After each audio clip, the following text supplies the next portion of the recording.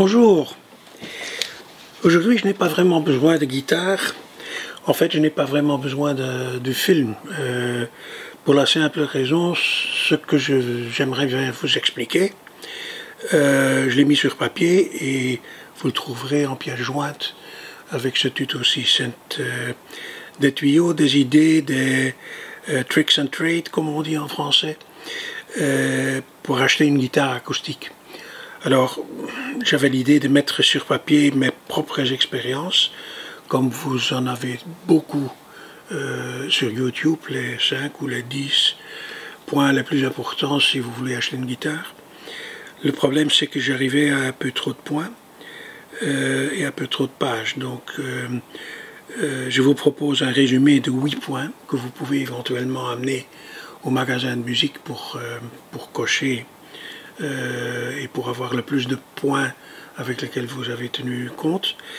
Et le reste du texte, à vous de le lire ou de ne pas le lire ou de l'explorer. Je vais vite faire un aperçu aujourd'hui pour vous donner une idée sans vraiment aller dans les détails. Alors, un des premiers points, évidemment, c'est le budget. Tout le monde a tendance à prendre la moins chère possible. Et le reste, ceux qui ne le font pas, c'est des exceptions. Mais pour une guitare, comme pour beaucoup d'autres choses, souvent, c'est intelligent. Si vous avez 150 ou 200 euros, c'est intelligent de postposer votre achat quelques mois et d'épargner un peu, parce qu'à partir de 250-300 euros, vous allez trouver des trucs intéressants, de bonne qualité, qui vont vous plaire. Les autres, il y a un risque assez grand qu'après quelques semaines ou quelques mois, ça va commencer à vous irriter et vous allez quand même avoir tendance à dépenser plus d'argent. Donc, si vous pouvez emprunter ou prêter ou louer une guitare de quelqu'un d'autre pendant les premières semaines pour découvrir si ça vous plaît ou pas, je crois que c'est toujours mieux de le faire. Occasion ou nouveau, difficile à dire. Guitare nouvelle, il y a moins de chances qu'il y a des petits trucs, des petites astuces, des petits problèmes. Et encore. Par contre, une guitare d'occasion, il faut savoir qu'une guitare est en bois. Si la table, éventuellement le reste, mais si la table d'harmonie est faite d'un bois massif, notamment l'épicéa, la qualité du son va mûrir avec le temps. Donc là, vous avez intérêt d'acheter une guitare qui a déjà quelques kilomètres et quelques années dans la mécanique. Il n'y a pas vraiment de règles fixes. Il y a évidemment un risque un peu plus élevé quand vous achetez en occasion que vous reprenez le brol des autres, comme on dit. Mais ce n'est pas nécessairement le cas. Il y a tellement de gens qui se trompent quand ils achètent une guitare ou qui ne continuent pas à jouer, que l'Internet est submergé de bons instruments pour un prix relativement intéressant. Bien que il faut quand même négocier un tout petit peu, parce que tout le monde, presque tout le monde, a tendance à exagérer le prix dans un premier temps, et souvent on peut en discuter. Autre point important, vous êtes droitier, aucun problème, la plupart des guitares que vous trouverez dans un magasin peuvent vous plaire. Si vous êtes gaucher, ça devient beaucoup plus compliqué pour la simple raison qu'il y a tellement peu de guitares gauchers que vous pouvez tester dans un magasin qu'il n'y a presque pas de choix. Si sur 50 guitares dans un magasin, il y en a 2 ou 3 pour des gauchers, ce sera beaucoup. Donc ça veut dire qu'il y aura beaucoup de types et de sortes et de genres, de modèles, de formats de guitare que vous ne pourrez pas essayer parce que c'est pas... Donc idéalement, il faut tester si vous n'êtes pas ce que j'appellerais guitare ambidextre. Ça veut dire essayez si ça vous arrange avec un tout petit peu d'effort de quand même jouer comme un droitier. Le choix de guitare sera beaucoup plus important. Et puis je vous assure qu'il ne faut pas sous-estimer la main gauche ou surestimer la main droite. Moi je suis droitier et ce n'est qu'après quelques années que je me suis rendu compte que la main la plus importante c'est en fait la main droite, c'est pour ça que je suis droitier.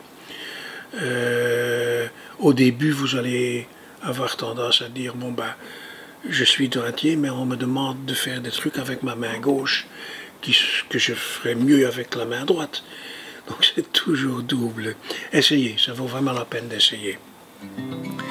Puis il y a le choix du type de guitare. Hein. Il y a des classiques, pour rester dans les acoustiques, il y a des classiques avec des cordes nylon qu'on utilise pour un certain type de musique, un certain timbre de son, etc. Et il y a les folk. Ici on parle essentiellement de folk, donc des cordes métalliques, mais même là, il y a des centaines de modèles. Celle-ci, par exemple, c'est un Orchestra Model, alors que j'ai ici, par exemple, ce qu'on appelle une Dreadnought. Vous verrez qu'il y a quand même une différence de format important. La différence est dans le son. Le plus lent qu'elle est, le plus de volume qu'elle peut donner, bien qu'il y a d'autres éléments qui jouent un rôle là-dedans. Il y a des petites guitares qui donnent un volume qui va vous étonner. Pour moi, c'est surtout une question de confort. Les Dreadnought et les Jumbo, qui sont encore plus grands, il faut mettre le bras au-dessus et allez, dans certaines conditions, c'est pas agréable. Moi, j'ai par exemple quelques problèmes d'épaule, de tendons d'épaule, ben, une petite OM et même une parlor encore plus petite, c'est beaucoup plus important, beaucoup plus pratique et confortable. La largeur du manche, pour moi, c'est très important. Si vous commencez à jouer de la guitare, ce sera moins important, mais faites quand même attention. Moi, j'ai appris à jouer fin des années 60, début des années 70, et là, la norme, c'était 43 mm. Au sillet de tête. Depuis une bonne vingtaine d'années, ou peut-être un peu plus, la norme est devenue 44,5 ou même un tout petit peu plus, 45. Combiné avec les différences d'épaisseur du manche, ça donne une drôle de différence. Si vous avez l'habitude de jouer un manche avec une faible épaisseur et 43, vous aurez des ennuis. Ce n'est qu'un millimètre et demi, 2 mm, mais la différence est quand même telle, pour moi, qu'après 10 minutes, un quart d'heure, je n'ai plus envie de continuer à jouer parce que il y a quelque chose avec l'ergonomie qui me gêne.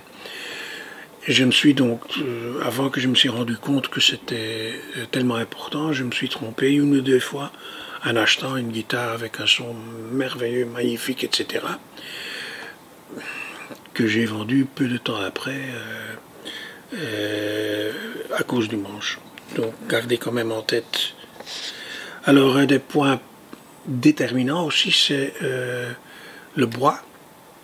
Vous allez dire, oui, bah, toute la guitare est en bois sauf les parties métalliques. Oui.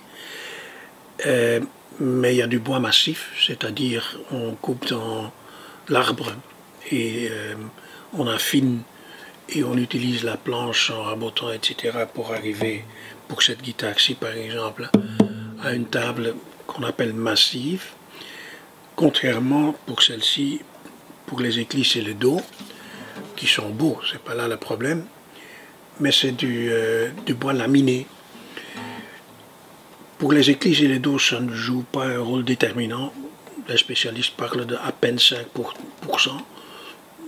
C'est relatif, mais bon, ça donne un autre timbre de son que vous pourriez mieux entendre si vous êtes devant la guitare que quand vous jouez vous-même. Le point final important, c'est que si le bois mûrit et améliore le son, c'est avec des tables massives, évidemment pas avec les bois laminés. Un point qui est important aussi, c'est est-ce que vous voulez une guitare pour des feux de camp, pour jouer dehors? Allez, dans ce cas-là, j'avoue, il vaut mieux prendre une avec du bois laminé, parce qu'elle aura beaucoup moins de problèmes avec les différences d'humidité et les différences de température. Mais c'est une des rares exceptions. Il y a des guitares, m'as-tu vu, avec beaucoup de décorations abondantes. Celle que je viens de vous montrer, la Dreadnought, la grande, c'est une guitare des années 70, une copie, une Landshut guitare comme on disait, une copie de Martin de l'époque. Qui était dans un drôle d'état, j'ai dû quand même faire des réparations importantes. Elle est décorée différemment que la précédente, dans le sens que vous voyez du nacre. Sur la touche, la décoration de la rosace, les bords, c'est tous des éléments qui augmentent le prix. Le bord autour de la tête, les trois parties du dos avec décoration, tout ça vous le payez évidemment. Si vous voulez une guitare pour mettre contre le mur, pour décorer, aucun problème, mais si le son est la première chose que vous cherchez, ça n'a pas beaucoup de sens de dépenser vos sous à de la décoration. Il y a des guitares électroacoustiques. Ça veut dire qu'ils sont prévus pour brancher sur un ampli. Ça peut être amusant, mais n'oubliez pas que si vous voulez jouer avec, ou si vous voulez jouer amplifié, il faut aussi un ampli. C'est pas donné non plus. Il y a des guitares avec un pan coupé, donc on coupe une partie de la table et du bois derrière pour avoir un meilleur accès avec la main gauche aux sons aigus. Gardez en tête que si le son, la qualité du son est déterminée par la qualité de la table, bon, ben, c'est pas évident si on coupe, je sais pas quel pourcentage de la table qui s'en va. Donc c'est pas nécessairement une bonne chose pour le son. Ça dépend un peu du type de jeu. De toute façon, comme débutant, vous allez rarement jouer ici, donc moi je ne dépense pas d'argent supplémentaire pour ça. La guitare de Johnny ou d'un de vos idoles, ce n'est pas parce que quelqu'un que vous voyez à la télé joue un type ou une marque de guitare qu'il faut nécessairement prendre la même. Soyez sûr que le marketing va vous faire payer un peu plus pour ça. Évitez aussi les packs, les bundles, les propositions où dans la seule boîte en carton de la guitare, il n'y a pas seulement la guitare, mais il y a un set de cordes supplémentaires, il y a des médiateurs, il y a un tuner, il y a une housse, il y a une méthode et Dieu sait quoi encore. Sachez que la guitare qui va avec, je ne dis pas que les autres trucs ne sont pas intéressants, mais sachez que la guitare qui va avec, c'est rarement la meilleure de la gamme de ce producteur-là. Au contraire, je n'ai jamais vu une guitare dans un pack qui me plaisait. Essentiel, selon moi, pour aller acheter une guitare, c'est d'amener un ami ou quelqu'un qui s'y connaît en guitare, qui au moins pourrait jouer quelques guitares devant vous, de façon que vous l'entendez, ça sonne tout autrement que quand vous jouez vous-même. Prenez une petite latte pour mesurer. Dans le texte, vous trouverez ce qu'il faut mesurer ou pas. Puis, la question des guitares chinoises. Je n'ai aucun problème avec des guitares chinoises, parce que depuis quelques années, c'est devenu la norme. Ils ont appris comment faire. C'est de très bonnes guitares. Point. Souvent, c'est même des sociétés allemandes ou américaines ou françaises qui font faire leur guitare en Chine à cause du prix de la main-d'œuvre, mais qui ont quand même gardé la plupart des normes de bonne lutherie qu'on avait d'habitude il y a quelques dizaines d'années. Et puis, c'est aussi un peu l'effet qu'on connaît, enfin, nous on ne connaît pas ou plus, mais après la Deuxième Guerre mondiale, on a introduit la description Made in Germany pour prévenir les gens que c'était du vol, que la qualité n'était pas à la même hauteur que d'habitude. Et il n'a fallu que quelques années, une dizaine d'années pour que ça devienne un label de qualité. La même chose s'est passée avec les guitares japonaises fin des années 60 et 70. L'autre que je viens de vous montrer, la Dreadnought, c'est une guitare qui a été faite aux années 70. Visuellement, on s'est servi des modèles connus de l'époque de ces guitares-là. Et après quelques années, on a appris comment il fallait faire pour avoir la même qualité ou une qualité semblable. Donc, c'est un peu l'histoire aussi des voitures japonaises. Au début, c'était... mais ça a vite changé. Et maintenant, c'est la même chose avec des guitares chinoises, mais aussi vietnamiennes, coréennes, etc. Il y a de la qualité partout, mais il faut utiliser ces deux-là. Puis je vous ai mis sur papier toute une série de possibilités pour mesurer, contrôler, vérifier des éléments de qualité. Essentiel, c'est est-ce qu'il n'y a pas de fissure, est-ce qu'elle n'est pas abîmée pour des occasions, est-ce qu'elle est soignée, est-ce que vous ne voyez pas trop de traces de saleté sur la touche, est-ce qu'elle a été nettoyée régulièrement, est-ce que tous les mécaniques fonctionnent bien, etc. Assez important, c'est est-ce que vous pouvez glisser une petite feuille de papier ou un post-it en dessous du chevalet. Dans ce cas-là, laisse-la. C'est réparable, mais pas dans votre garage. Est-ce que le manche est droit? Le truc le plus connu, c'est mettre l'œil derrière et on voit vite si ça vrille dans l'un ou l'autre sens. Un autre truc très connu, c'est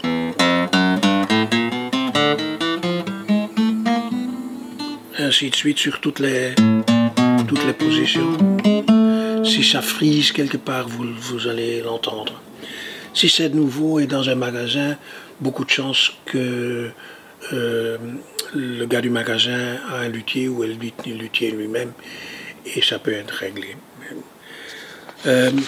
Il faut lire le texte, c'est la meilleure chose la meilleure façon pour apprendre. Sachez donc qu'une guitare est un instrument en bois qui a été fait souvent dans un tout autre climat que le nôtre. Donc ça veut dire, après transport, stockage dans des lieux peut-être où l'humidité et la température ne sont pas trop bien vérifiées, c'est pas impossible qu'elle arrive dans le magasin et qu'elle doit être réglée légèrement. Les meilleurs magasins, ils vont le faire avant de le mettre dans le showroom, mais même là, ça peut encore changer. Quand le temps change, acheter une guitare en hiver ou en été, ça peut être différent. Donc, fais gaffe. Alors, il y a quelques trucs qu'il faut peut-être envisager à acheter en même temps ou peu de temps après. Je vous les ai mis sur papier. Il y a évidemment le chiffon pour nettoyer les cordes et la touche après chaque utilisation. Il y a la housse ou le coffre.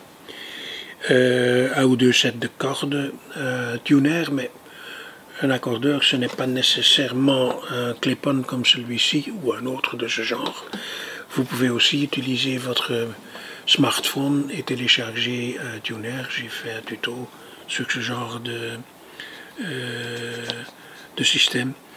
Puis un capot, pas peut-être les premières semaines, peut-être pas les premiers mois, mais tôt ou tard, vous en aurez besoin.